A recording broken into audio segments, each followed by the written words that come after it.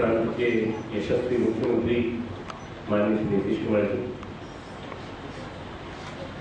हमारे बुजुर्ग और हमारे गायत्री परिवार के बड़े वरिष्ठ मदेश्वर बाबू जी, सभी उपस्थित हमारे पंचा सिंह सज्जन, सभी यहाँ उपस्थित युवा साथियों, देवी स्वरूपा बहनों, देवतुल्य भाइयों, शक्ति स्वरूपा माताओं, प्यारे प्यारे बच्चों, हम युग का निर्माण करेंगे। संकल्प में सारी शक्ति पड़ी। भगवान ने संकल्प किया, एक तो हम बहुत से अमी, मैं एक से बहुत बन जाऊं, तो एक से बहुत बन जाऊं, तो सृष्टि निकल के आगे की बढ़ी। संकल्प में बल छिपा हुआ है, और बल इतना बड़ा बल है कि उसके पीछे, उसके सामने अन्य सब बल अधूरे हैं। मनस्थिति से परिस्थिति का निर्माण, अगर कोई अध्यात्म की परिभाषा सुनना चाहते हैं तो ये मन को इतना मजबूत बना लो कि आप परिस्थिति से बदल सकते हो। मनस्थिति से परिस्थिति का निर्माण अध्यात्म की परिभाषा है, और परिस्थिति से मनस्थिति का निर्माण ये आज के विज्ञान की परिभाषा है। अच्छी सड़कें बना दो, अच्छे मकान बना दो, लोग शराब पीते हैं तो क्या फर्क पड़ता है, लोग बस्ती से जीते हैं तो क्या फर्क पड़ता है, व्यक्ति के व्यक्तित्व की ओर देखने की जरूरत नहीं। ये विज्ञान है। अध्यात्म और विज्ञान का समन्वय मेरे गुरुदेव पंडित श्री परमाचार्य जी ने किया, और मुझे उस वैज्ञानिक अध्यात्मवाद को आगे बढ़ाने का मौका मिला। एक चिकित्सक होने के नाते, एक वैज्ञानिक होने के नाते मैं माननीय मुख्यमंत्री जी को बताना चाहता हूँ कि गायत्री परिवार जो है, जिस धुरी पर खड़ा है, वो धुरी अध्यात्मवादी भौतिकवाद की बात करती है। भौतिकवाद तो जो नकारती नहीं है, अध्यात्मवादी भौतिकता और वैज्ञानिक अध्यात्मवाद, विज्ञान और अध्यात्म का समन्वय। अध्यात्म और विज्ञान साथ साथ चलेंगे तो दोनों चीजें साथ साथ चलेंगी, प्रगति भी होगी और व्यक्ति का चरित्र का भी विकास होगा, मनोबल का भी विकास होगा, और हमारा देश एक अच्छा राष्ट्र बनेगा। ये इस भूमि को मैं प्रणाम करता हूँ। जब भी मैं आता हूँ तो अभी भाई मनीष ने कहा कि 3 साल से बड़ा डॉक्टर साहब आ रहे हैं नवंबर में, उसका कारण ये है कि भूमि महावीर की भूमि है, महावीर की बुद्ध की भूमि है। बुद्ध की और महावीर की भूमि को प्रणाम करते हैं। अहिंसा और करुणा की धर्म है, अहिंसा और करुणा। और जगह जगह आज अगर आप देखें तो बौद्ध विहार दिखाई पड़ता है, जगह जगह आप देखें तो जैन धर्म के भी प्रतीक दिखाई पड़ता है। तो कारण ये है कि एक ने करुणा की बात की, एक ने अहिंसा की बात की। अहिंसा परमो धर्म, और बुद्ध के माध्यम से सारे विश्व में मानवता का एक ऐसा संदेश गया, वो बिहार से गया। दोनों के दोनों महामानव इसी इलाके में, पूरे बिहार के इलाके में, मेरा विराट बिहार था, बड़ा बिहार था, उसमें घूमते रहे और एक ही समय लगभग एक ही काल में राजकुमार थे, कपड़े छूटते चले गए, महावीर जी तो दिगंबर हुए, और बुद्ध ने अपने पिता की सल्तनत को छुटकर को ठुकरा करके अपनी पत्नी को छोड़ करके आकर सम्यक बुद्ध को प्राप्त कर दिया। बुद्ध ने जो उपलब्धियां अर्जित की, मित्रों, आज भी लोग उनको याद करते हैं। आज भी सम्राट अशोक का बुद्ध के वास्तु से प्रभावित हुए थे। चक्र जो है हमारा अशोक का, तो 3 मुंह वाला जो हम सब लोगों के लिए राष्ट्रीय प्रतीक बना हुआ है। पूरे विश्व में महामानवों की जब बात होती है तो इन दोनों महामानवों की बात होती है। मैं समझता हूँ कि ये अशोक और इन सब का बिंबसार, मगध नरेश, प्रसेनजीत, इन सब का उभर के आना केवल बुद्ध की वजह से। अम्रपाली और अंगुलीमाल का उभर के आना ये भी बुद्ध की वजह से। और आज यदि आज इस प्रांत में मध्य के विरुद्ध, नशेबाजी के विरुद्ध आज मध्य निषेध दिवस भी है, आज बड़ा विलक्षण दिन है। आज मध्य निषेध दिवस की बात कर रहे हैं। मध्य निषेध की बात करना, जब इन्होंने बात की माननीय नीतीश जी ने, उन्होंने बड़ा आश्चर्यचकित होकर रह गया कि बिहार में मध्य निषेध क्योंकि बड़ा जबरदस्ती होकर के रहेगा, जो करेगा वो दंड पाएगा। आपने लागू कर दिया है, क्योंकि आप बुद्ध की पूंजी से आते हैं। आपके अंदर मनोबल है, आपके अंदर वो जीवट है कि आपने अपने साथियों का भी विरोध बोल लिया, आपने उस राजस्व का भी विरोध बोल लिया, राजस्व जो आता था उसका भी विरोध बोल लिया, और आपने उसे लागू कर दिया। उसका परिणाम ये है कि आज हमारे गायत्री परिवार के लोग इतने अच्छे परिणाम देखने को मिलते हैं, जहाँ भी वो जाते हैं वहाँ को देखने को मिलता है। मेरे प्रांत में, उत्तराखंड में, जहाँ मैं रहता हूँ, हरिद्वार उत्तराखंड में आता है, हमारे प्रथम मुख्यमंत्री बने नित्यानंद स्वामी। उन्होंने कहा अब आपको झूमते हुए लोग नहीं मिलेंगे सड़कों पर, वो भी चले गए। मैं अब जाता हूँ जब भी कोने कोने में उत्तराखंड के, तो उनके जाने के बाद 4-5 मुख्यमंत्री आ गए, पर कोई नशेबाजी की बंदी नहीं, नशाबंदी नहीं करता। यहाँ तक कि स्वयं 2-3 मुख्यमंत्री ऐसे थे जो नशाबंदी के विरुद्ध बोलने की बात तो कहते थे, पर खुद नशे में उलझे हुए।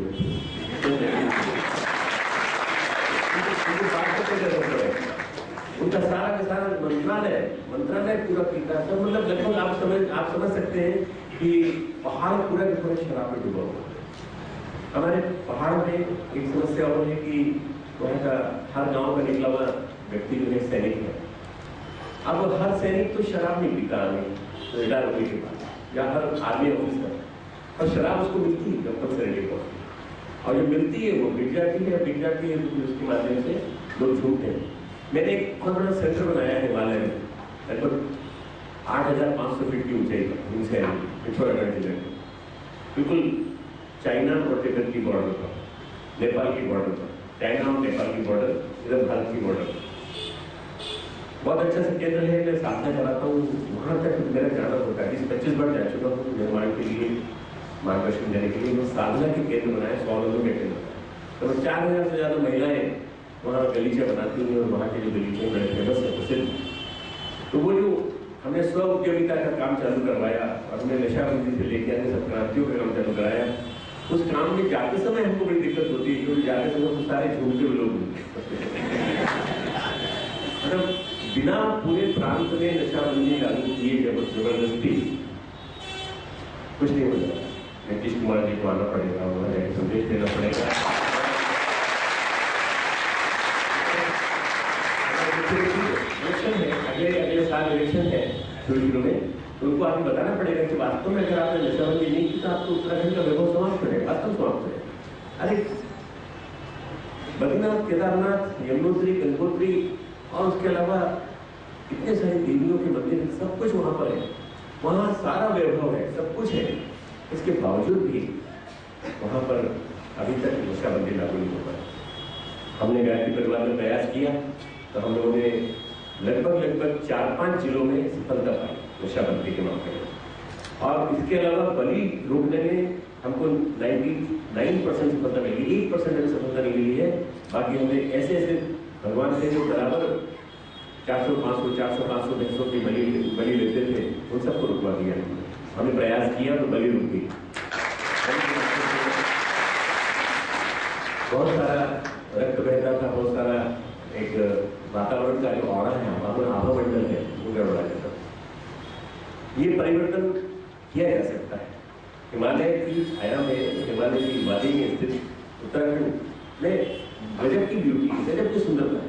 आप अभी देखेंगे तो आपको लगेगा कि वास्तव में ऐसा सुंदर प्रांत है, परंतु वहाँ का वैभव का उपयोग हम नहीं कर पा रहे।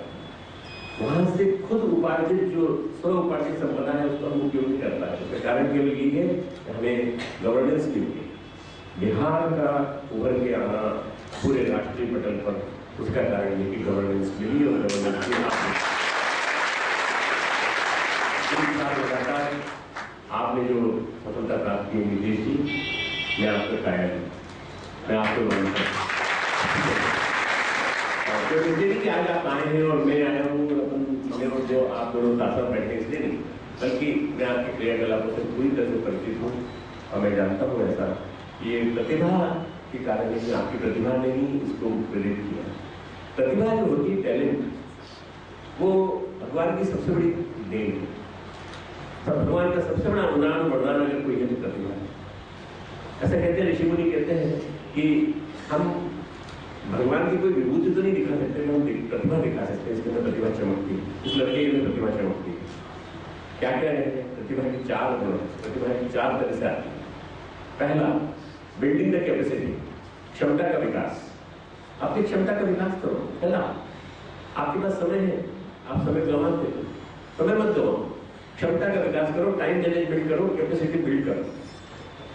मैं डॉक्टर APJ कलाम साहब कहते थे, हमारे पूर्व राष्ट्रपति, कि अगर आपने कैपेसिटी बिल्ड कर ली तो आपके अंदर अनंत गुना सामर्थ्य उतरी पड़ेगी। अगर आप चाहें तो उसको कर सकते हैं, काम को कर सकते हैं। तब युवा साथियों से यही कह सकता हूँ कि प्रतिभा परिष्कार इस युग की सबसे बड़ी आवश्यकता है। उस प्रतिभा परिष्कार के लिए आप आगे आए। आप अपने आप को, अपनी प्रतिभा को बढ़ाने के लिए आप कैपेसिटी को बढ़ाइए, अपनी क्षमता को बढ़ाइए। क्षमता संवर्धन, क्षमता का संवर्धन होगा तो आपके अंदर अनंत गुना आता चला जाएगा। भगवान तो देने के लिए तैयार है, हम लेने के लिए तैयार है, आत्मता का विकास नहीं करते।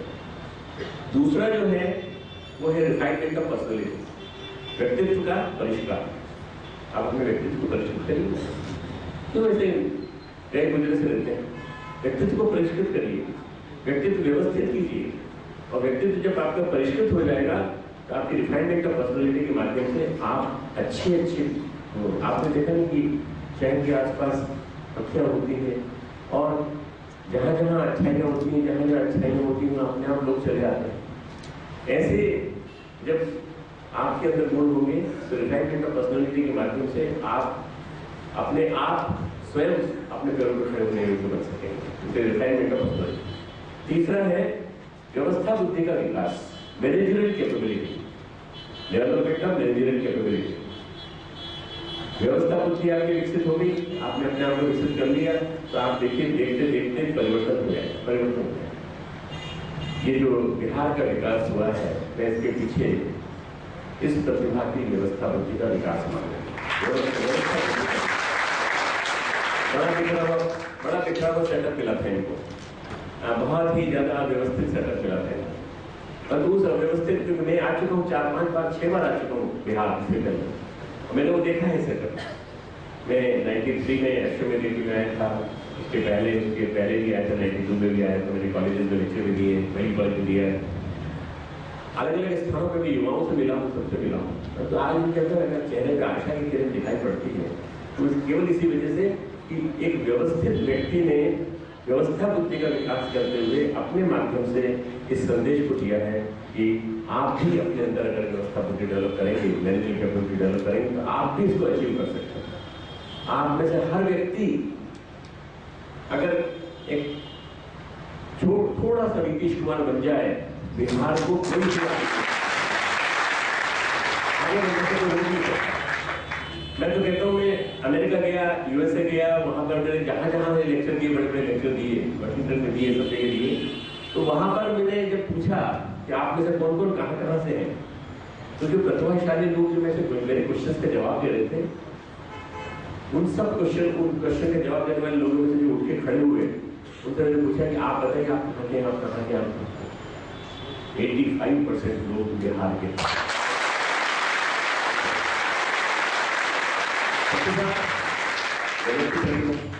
अगर आप वहाँ चले जाए जवाहरलाल नेहरू यूनिवर्सिटी, अगर आप वहाँ चले जाए मॉडल टाउन, हमारी दिल्ली यूनिवर्सिटी के आसपास के क्षेत्रों में जो सिविल सर्विसेज की तैयारी करते हैं, उनसे लड़कों से पूछे आप कहाँ के हैं, तो 95% लड़के कहेंगे बिहार से। प्रतिभा है, चमकाने का किसी ने प्रयास नहीं किया, चमकाने का प्रयास किया जाएगा तो वास्तव में प्रतिभा में डेवलपमेंट की संभावना संभव है। तीसरी क्षमता व्यवस्था बुद्धि की। लास्ट में चौथा लीडरशिप, नेतृत्व क्षमता का विकास। आपको नेतृत्व देने के लिए आगे आना पड़ेगा। नेतृत्व दीजिए, आगे बढ़िए, युवाओं को मार्गदर्शन दीजिए, जो भटके हुए हैं उनको मार्गदर्शन दीजिए, जो ऐसे हैं जो रिटायर्ड हो गए हैं और समझते हैं कि हम किसी काम के नहीं रहे, उनको दिशा दीजिए। अरे हमारे मधेश्वर बाबू से सीखिए, 95 की उम्र हो गई पूरी, 96 में चल रहे हैं और सारी की सारी इंद्रियां इनके सब बेसिक वैसी हैं जैसी एक जवान व्यक्ति की होती है। मित्रों, हमारे यहाँ कहा जाता है जीवेन शरदा शतम, कश्येन शरदा शतम, क्षणिनाम शरदा शतम। शरद शरद ऋतु तक, शरद ऋतु इसलिए शरद ऋतु सबसे श्रेष्ठ माना गया है। साधना की दृष्टि से भी, दृष्टि से भी नवरात्रि भी आती है। 100 शरद देखो, 100 शरद सुनो, 100 शरद तुम अपने जीवन में अंगीकार करो, तो तुम जो है ये वृद्धावस्था के ऊपर अंकुश लगा लो। मित्रों, आप सबके युवा हो, आप सबके अंदर तो बहुत बड़ी शक्ति है। हमारे जितने लोग बैठे सभी युवा, जिसके अंदर आध्यात्मिकता का ज्वार उबल रहा हो, जिसके अंदर कुछ राष्ट्र के लिए कुछ कर दिखाने की उमंग हो, उसको वो युवा है। तो युवा की परिभाषा क्या है? जिसके लिए असंभव नाम का कोई शब्द न हो, बड़े मुश्किल से काम करने का मौका मिलता है और आप कहते हैं असंभव। कैसे असंभव है? अरे करके तो दिखाओ एक बार। असंभव नाम का कोई शब्द नहीं होगा, हमारी डिक्शनरी में असंभव नाम का कोई शब्द नहीं होता। आप लोग भी करके दिखा सकते हैं। मित्रों, आप लोग सभी बड़े प्रतिभाशाली हैं। मुझे पूरी मिलेगी इन चारों सूत्रों को जीवन में उतार करके आप अपनी प्रतिभा का परिष्कार करें। भगवान का सबसे बड़ा अनुदान प्रतिभा। भगवान का सबसे बड़ा अनुदान पैसा मिलता है क्या अनुदान मिलता है? तो सौंदर्य मिलता है क्या गर्लफ्रेंड मिलती है क्या? नहीं, कुछ नहीं मिलता। भगवान चाहेगा तो भगवान देगा, तो प्रतिभा देगा और बुद्धि देगा। बस आपको अगर किसी तरह से काम आएगी तो कोई प्रतिभा ही काम आएगी हर जगह। चाहे आप कलेक्टर बनो, चाहे आप डिस्ट्रिक्ट कमिश्नर बनो, और चाहे आप किसी भी जगह जाओ, मंत्री बनो या मुख्यमंत्री बनो या प्रधानमंत्री बनो, आपकी प्रतिभा होगी। मित्रों, अभी देश में एक हमला हुआ है अपने देश में। वो हमला हुआ हमारे पड़ोसी देश के द्वारा, पाकिस्तान के द्वारा। और हमारे देश के जो लोग थे उनके सबकी निगाह थी उस तरफ की, क्या होगा, इसका क्या होगा। हमारे लोग तो मारे जाते हैं। हमारे माननीय प्रधानमंत्री जी ने बड़ा लीड लेते हुए, रक्षा मंत्री जी ने और प्रधानमंत्री जी ने लीड लेते हुए सर्जिकल स्ट्राइक की। बड़े दिनों बाद लोगों को सर्जिकल का मतलब समझ में आया कि सर्जिकल क्या होती है। सर्जिकल ऐसी होती है कि बाकायदा उसको पूरी तरह से जब तक टांके तब तक चुभते रहेंगे जब तक वो दर्द होगा, उसको पता लगेगा कि कहाँ हमें चोट लगी।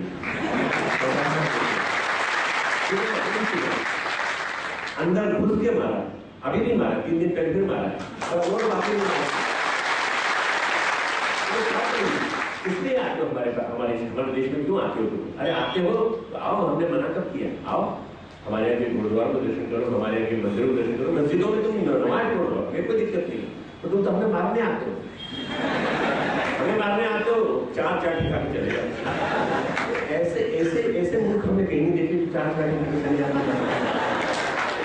पाकिस्तान जो है ये सामूहिक आत्मविनाश, सामूहिक विनाश की यात्रा पे जा रहा है। तो मित्रों, इसको समाप्त करो किसी हालत में, इस नाम को समाप्त करेंगे।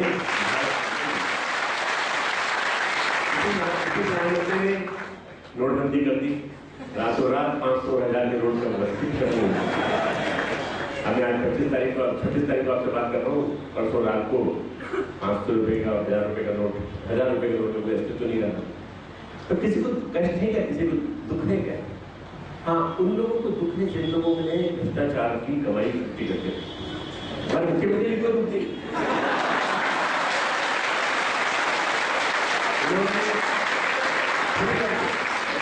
नोटबंदी का समर्थन किया, कोई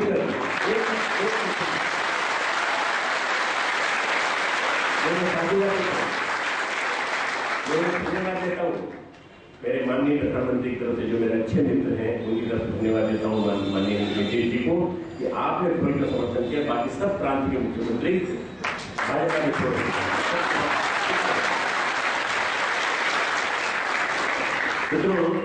ये थोड़े दिन कष्ट लगे, थोड़े दिन का कष्ट, थोड़े दिन, 1-1.5 महीने बस। 1-1.5 महीने के बाद आप देखिएगा कि जितना पैसा जो है अनावश्यक, जो पूंजी ऐसी थी जिससे कि आतंकवादी हमारे देश में ही हमारे ऊपर आतंक मचाते थे, हमारा नुकसान करते थे। आप सोचिए कि कश्मीर में स्कूल चलना बंद हो गए, कश्मीर में जितने प्रकार की आतंकवादी घटनाएं घटती थी वो होना बंद हो गई, नोट बंद हो गए। क्यों नोट बंद हो गए? नोटबंदी का क्या प्रभाव, साइड इफेक्ट्स ऑफ नोटबंदी क्या है? सबसे बड़ा लाभ ये है मित्रों कि वो नोट जो गलत काम में यूज हो रहा था वो नहीं होगा। वो नोट शराब की गंगा बहाने में और नकली शराब बनाने में यूज होता था, अब यूज नहीं होगा। आपकी मध्य निषेध जो है आपका बराबर बढ़िया चलेगा और इसके अलावा अन्य अनेक लाभ आपको देखने को मिलेंगे। हमारे युवाओं को एक स्वस्थ भारत मिलेगा, समर्थ भारत मिलेगा और एक ऐसा सशक्त भारत मिलेगा जो वास्तव में जीने योग्य होगा। तो मंगल कामनाएं आपको।